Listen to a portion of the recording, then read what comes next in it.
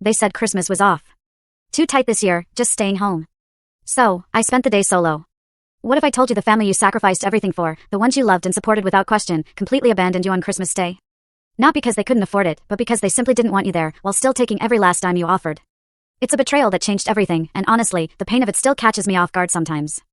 Hi, I'm Brittany, and for 28 years, I believed family was everything. Especially Christmas. That holiday was sacred in our house. Growing up in Willowbrook, a small Arizona town where everyone knew everyone, I was the eldest of 3 kids and always felt responsible for my family.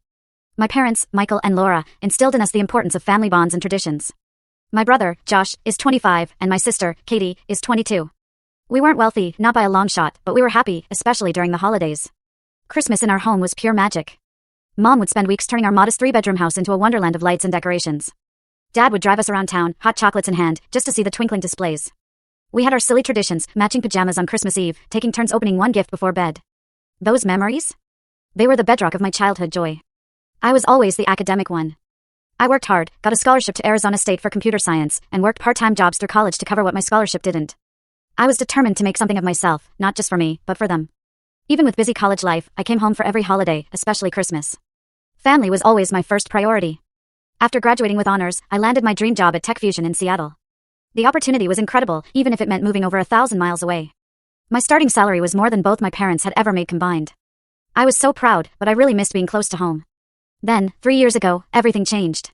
Dad lost his job at the manufacturing plant, where he'd worked for 20 years. He was 54, and finding comparable employment was a real struggle. Mom worked part-time, but their combined income barely covered the mortgage on the house they'd paid into for 18 years. When Dad called me, his voice choked with tears, terrified they might lose the family home, I didn't hesitate for a second. "I'll help," I told him, my heart aching. "Just tell me what you need." That was the beginning of my financial support. First, it was a few months of mortgage payments while Dad looked for work. Then, winter came, and it was the utility bills. Soon, I was sending them $2,000 every single month just to keep them afloat. "It's just temporary, Princess," Dad would always say, using my childhood nickname. "Just until I get back on my feet."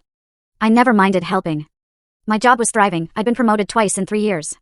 My salary easily covered my Reborn into Don't miss the twist bottom left, full story.